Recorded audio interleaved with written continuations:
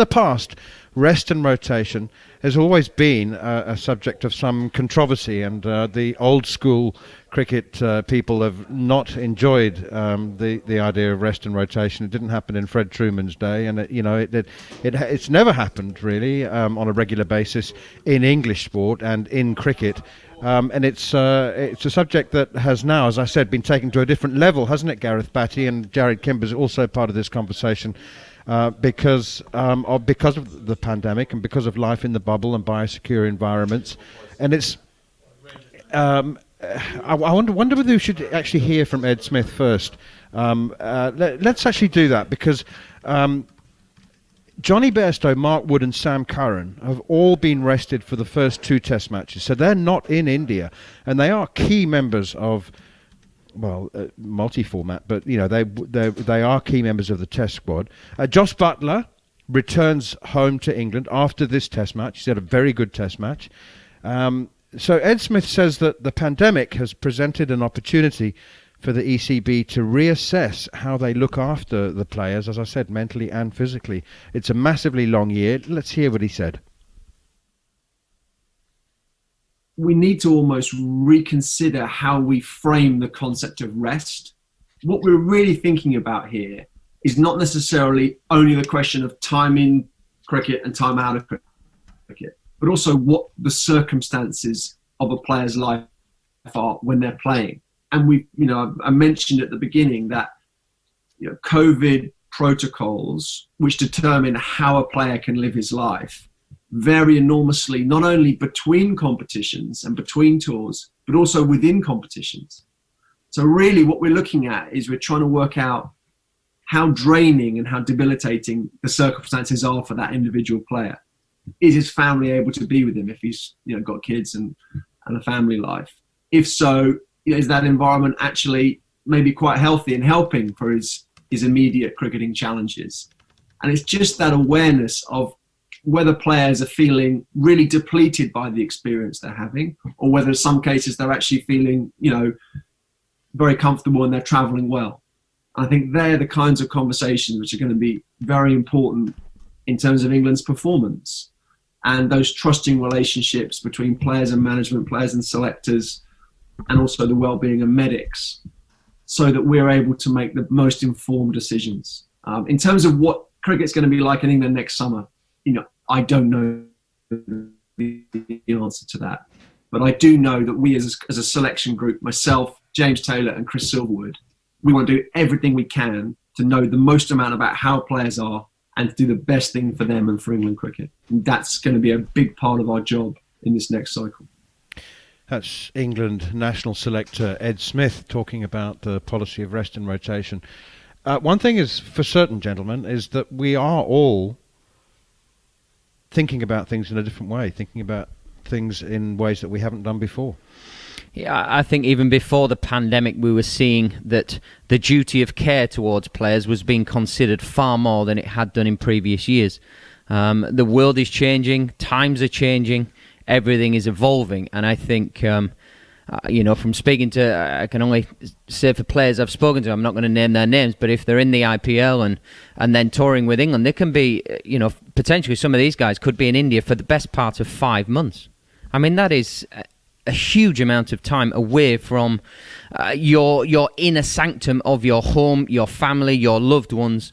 Very difficult. And with the pandemic, you are in these biosecure bubbles. You are not allowed to basically step outside. You are not allowed. You have no control over your life. As soon as you wake up in the morning to the time you leave, there is somebody directing you through the arrows. This is what you can do. This is what, and you don't have choices. You don't have the things that make us human beings, which obviously has an effect on the players. And we're seeing it here, just in London. I live in London, and people are fed up with the 9-month lockdown. It is such a very difficult thing. So I think if you get that and then scrutinise it into these circumstances where you're thousands of miles away from loved ones and family and so on and so forth, in a high-pressure environment, your mind can play tricks with yourself. So this is actually looking after players for me.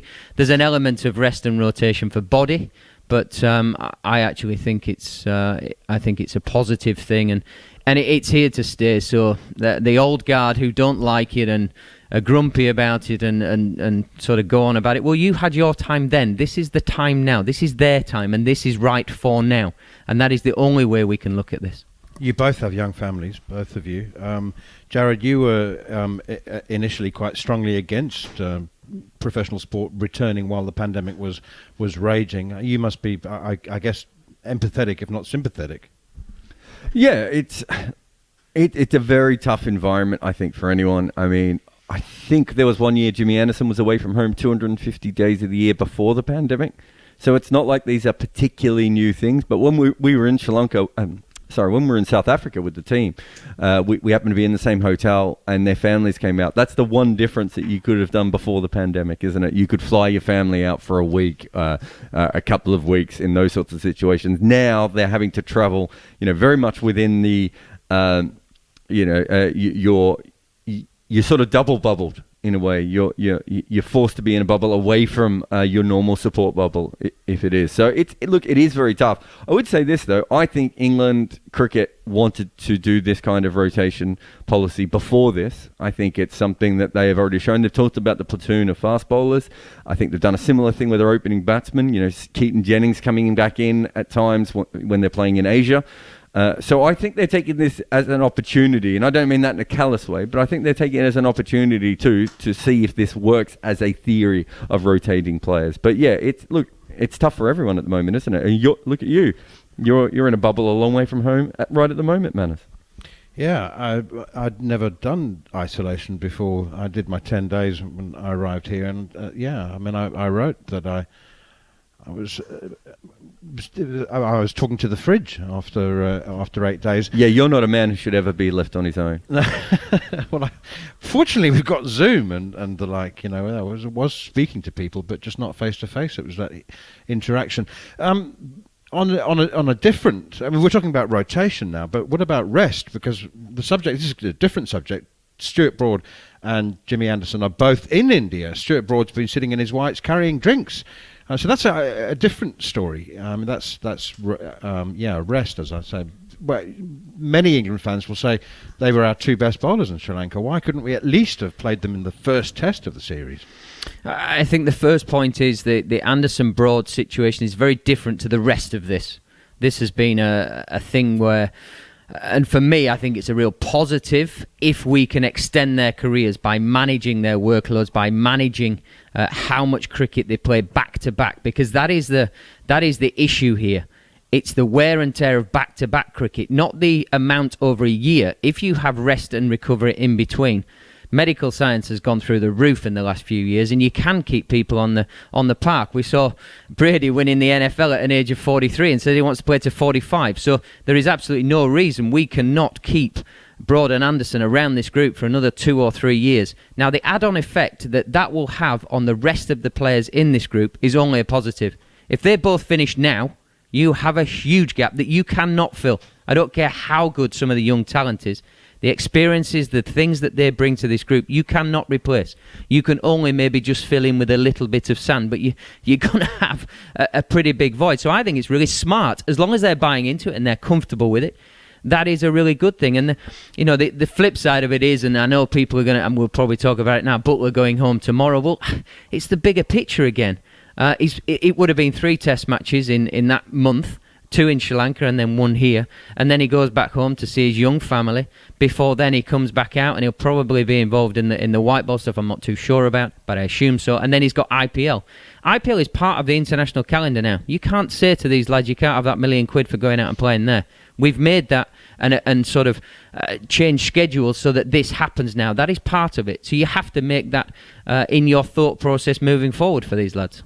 And I just want to go on the Anderson-Broad thing a little bit here. So I did a video on Jimmy Anderson the other day, and I mentioned our big man over here, Darren Gough, in the video. Darren Gough bowled 44,000 professional first-class deliveries. I think Jimmy Anderson's at around 51,000 at the moment. Goughy did almost all of his bowling in first-class cricket when it didn't matter. Anderson's doing most of his bowling in Test cricket when it does matter. You don't want Goughy bowling on a Tuesday on a wet wicket in Wantage Road. You want him available fully fit for the next test as far as you can push his body, because his body is going to give away, and the same is Jimmy's is eventually going to give away, and Broadie's might give away as well. So you want to get the absolute most out of them, and that is not how cricket has gone.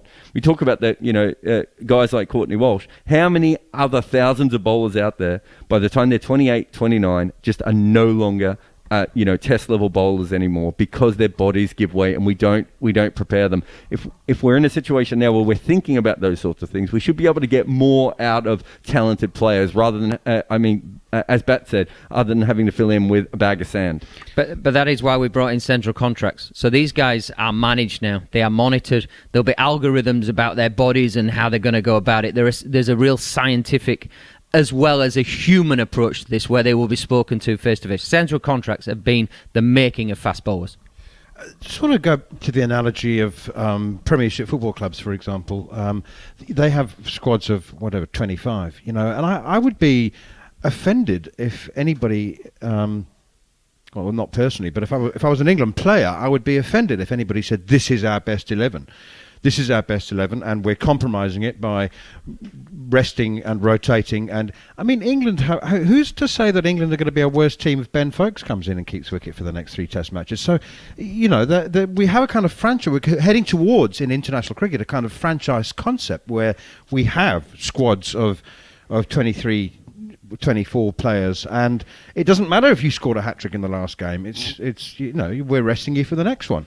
I think Matthew Hoggard said it best. When he retired, he became the best fast bowler ever because he's done. He's finished his career. We're talking about Dom Bess and marrying him up with Swanee.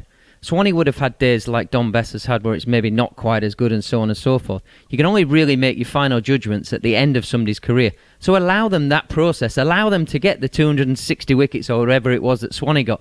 Don't be judging him as our perception of Graham Swann as a player when he's in his 10th Test match. It's bonkers, but we do it, and it's wrong. And I actually think we're getting to the stage where, certainly within the game, there's an acceptance. As long as you have the skill sets, then it's been afforded the opportunity to actually put your career together to end up with we know what the outcome results we want, but it's actually being able to put that process together. And I think sometimes we're quick to judge, particularly with young players, particularly with inexperienced players.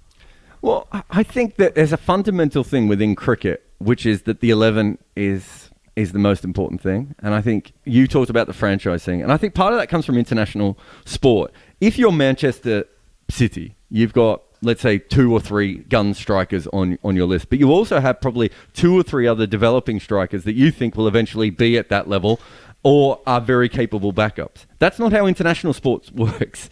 When Shakib Al Hasan went down, Bangladesh didn't have another gun all-rounder to bring in because they couldn't just sign one in and bring him in. He went down for match fixing, but a slightly different situation there. But, essentially, what England are trying to do is bring in that sort of franchise kind of thinking and that sort of Manchester City or, Golden State Warriors kind of thinking of, okay, this is our starting lineup. This is our main team, but we're going to have a flexibility and an ability to change this. Now, T20. This comes from T20 franchises. Realistically, that's where this comes from, and it's a tricky situation. I remember in 10-11 when Mitchell Johnson played the first Test of the Ashes and didn't play in the second Test, and everyone said he was rested and rotated. I can tell you there was one person who didn't feel that way, and that was Mitchell Johnson, who said, I was dropped for the last Test, which ruined all of Cricket Australia's good PR work that they tried to do about resting and rotating. And that is because we're not used to that sort of thinking and that mindset. What England are doing right now is trying to make that a normal part of cricket, because it is going to have to be something that goes forward, because there is so much cricket being played. And what you want is, you really want to be able to say to these players, look, you're not being dropped. You are just being rested and rotated. And I was involved with the T20 franchise that tried to do this, and they didn't communicate it correctly. And players are now, I think, the younger generation of players coming in. I think if you said to Dom Bess now, you're going to, these are the situations we want to use you, and these are the situations we want to use Jack Leach, and these are the situations we want to use both of you together. If you improve the rest of your cricket, then you might be a frontline bowler. But there are still going to be times when you don't play. That is not how we were brought up as cricketers. Even, you and me, Manners, as our rubbish cricketers, and Bats as a, a test quality player. We weren't brought up like that. We were brought up to think that the 11 was this special thing that you had to be in at all times. I don't think the next generation of cricketers will do that, and it's not just England who are doing it. There were two problems that made players not buy into the concept of rest and rotation over the course of the years. The first was payment, was match fees. That's obviously it's a serious issue. No, it's fair. Isn't it? Yeah, I mean it's. What do you mean I'm being rotated? I still get my match fee. Well, central contracts has largely alleviated that, although not everybody is centrally contracted. The other thing, though, Bats, is that players used to say, okay, fine, so I'm getting rested for the next game, and the guy who takes my place takes a fifer, takes 5 for 50 and wins the game. And then you go, oh, he's in form, so he keeps my place. And I was only rested, I wasn't dropped. So we have to, again, look perhaps in cricket at selection, at form, not playing quite the role in selection that it has done for 200 years. That's because selection has always been worse than the level of cricket that is played. Selection in cricket is absolutely terrible. The procedures in place, the people who have been doing the selection. Most selectors in the world don't watch their first class setups. Most of them are amateur. Most of them are committees of people who all come from different areas. We're only now getting to the point where teams like England and India and Australia are using scouts. We're only now getting to the point where they have advanced metrics to go off. So up until then, I think the players were right to say, if this guy takes 5 for, you're just going to go with him next test. Whereas I don't think that is the case anymore. And that also there has to be a discipline from selecting. And I don't think that cricket has ever had good selecting throughout the entire history of the sport. I think cricket is not always current on what modern life is dealing the cards to people. Cricket is very much stuck in the dark ages because of stats, because of, I suppose, us sat here now saying, oh, that didn't happen 10 years ago and so on and so forth. But the current way of thinking, and we're trying to get current, which is not going to be to everybody's liking. But life has to keep moving forward, and we can't keep saying, oh, it was good enough then, it's good enough now. That's nonsense. What a load of nonsense that is. Life has to move forward. We have to use these modern things. We have to embrace it.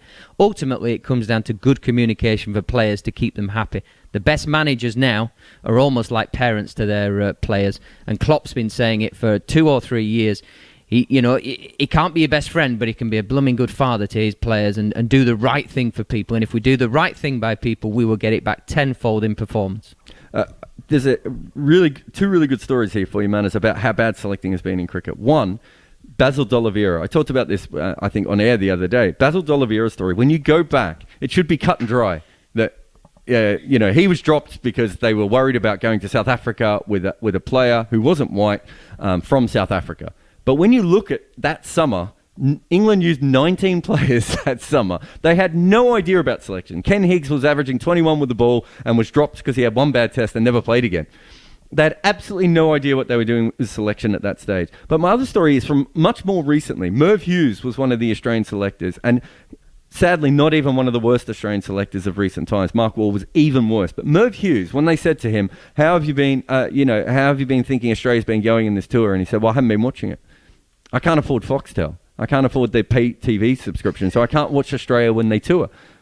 He was an unpaid selector. Is that a true story? True story. Unpaid selector, right? Trying to do the job of selecting and not even watching the team when they travel. And so if he can't do that, how can he afford to go to Tasmania and watch a Shield game there, or South Australia and watch a Shield game there? That was, I think, 2008 or 2009 when Merv Hughes was a selector.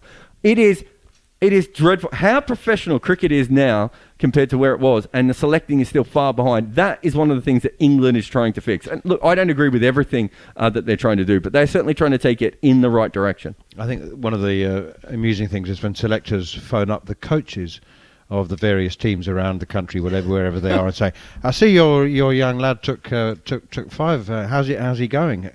So, even if the coach was the most honest person on earth, he's not going to say, "Oh, he's not up to it, mate. No, he's not ready." He's going to say, "Yeah, well, give him a go. Yeah, sure." I just want to let's hear a bit more from Ed Smith, if we can here, particularly on Johnny Bairstow, who comes out for the second 2 Test matches. He's resting at the moment, having done very well in Sri Lanka. And bear in mind that England have the busiest year coming up in international cricket history. They're playing 17 Test matches. There's a T20 World Cup and all sorts of other games. No team has ever played more international cricket, if it all goes ahead, of course. But on the subject of Johnny Bairstow, rested for the first 2 Test matches after playing very, very well in Sri Lanka, England's second highest run scorer behind Joe Root. Here's Ed Smith on Johnny Bairstow. We spoke with Johnny at Loughborough. There was a whole series of really good practices organised at Loughborough before the Sri Lanka tour that Mo Bobat supervised and organised. And we caught up with every player individually at those sessions, including Johnny. And we spoke to Johnny and said, look, you're in every squad format as it stands. Fantastic opportunity coming up in Sri Lanka where we expect you to get game time. But at some point, as is the case with the other multi-format players, you're going to need your rest too. And he completely understands that and endorses it. I think, whatever time you take rest, there's always a downside. Because these guys, and Johnny included, love playing for England. And they, pretty much every conversation I have with a player about this, they'll say, I love playing for England. But they also understand that, they need their rest. So all sides to it. But it felt like the right thing to do for Johnny to take his break now, because obviously he's a key part of the white ball setup. So then he can continue on when he comes back into the Test squad. And then he continue on with the white ball team afterwards. Gareth, the one man we haven't mentioned in the conversation so far is Owen Morgan, who is one of England's greatest captains, even though he's not a Test captain.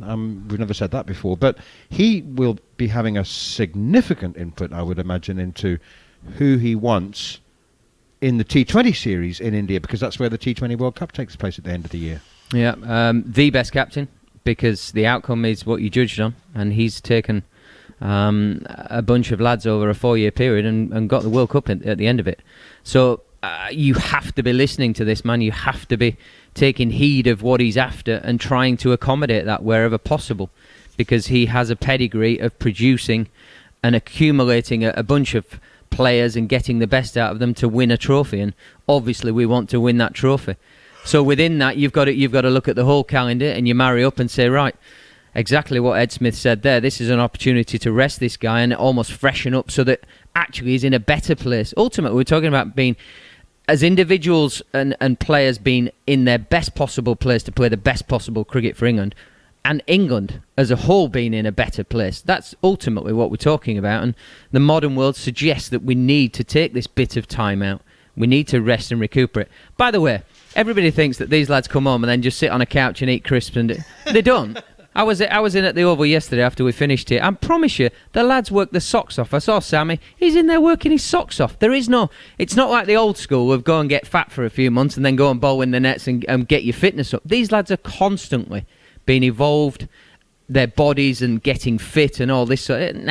It's a rest of the mind as much as the body, but also refreshing the body with putting good physicality into them. And rest is a really misleading word, isn't it? I mean, we should come up with another word for it, because the idea, because it's exactly what it sounds like. Oh, we're resting him for this. It's the idea that he's sitting on the couch with his feet up. No chance. It's recuperation. You're a big follower of American sport, Jared, and they in very many ways, not always good ways, in terms of drugs and steroids and things. They're normally, but they have for generations been ahead of the rest of the world. Pick your American sport. I know you follow them all, but where are they in terms of rest and rotation, that sort of thing? Well, you look at baseball pitching, I suppose, has been ahead of everything, because you can't pitch every day. It's completely different to cricket. I think they average a 3 or 4 days rest between each inning that each outing that they do. And of recent times, they've been taking it to a whole new level where baseball actually, I think, has had to change some of its rules because they were using pitchers for like 2 innings each and taking them straight out, and it became almost farcical because no pitchers were staying in the game. Basketball has 82 games, and then you have obviously the finals at the end of that, and so basketball has had a rotation policy as well. The interesting thing with when basketball started resting their stars is the NBA started saying you can't rest your stars when it's a televised game, and that if this game is nationally televised, your stars have to play, and they started fining teams if it wasn't a real injury. So that's where the sort of the market force comes back into it as well. But yeah, I think that again, they think about these things in a different way. They think about it as opportunities for other players, and they all, you have you might have your starting pitcher and your main relief pitchers, but they then say they want to groom other players to be available for those sorts of things. But it comes back to the fact that you can still sign a really good backup pitcher, whereas if you only have one great new ball bowler and you rest him, you don't have anyone else. So England is in a position where they could rest and rotate their wicket keepers on an innings by innings basis if they wanted to. That is not going to be the case for all international teams, but it is something that we need to start to think about, and I think teams are already there. The added thing that is just so confusing about cricket is the multi-formats. I mean, you have England now saying we are going to rest a player from a test match because we want him to be better for a T20 tournament at the end of the year. And that's a realistic thing that I can't think of another sport that really has to deal with that. Like if you're a really good drag racer, you're not also at Le Mans, are you? You're not having to do that. Whereas that's something that we have to do with cricket. So I think that even takes it a step beyond what the American sports have ever had to deal with. Two things as a final thought before we take a break. The one is that rest and rotation policy, Bats, just very, very quickly, comes from a good place. Whatever you think of it, whether you think that you should just pick your best 11 and get on with it. I mean, there isn't such a thing as a best 11 anyway, but it comes from a good place. The motivation is a good one, isn't it? And secondly, England have got 20 world-class players.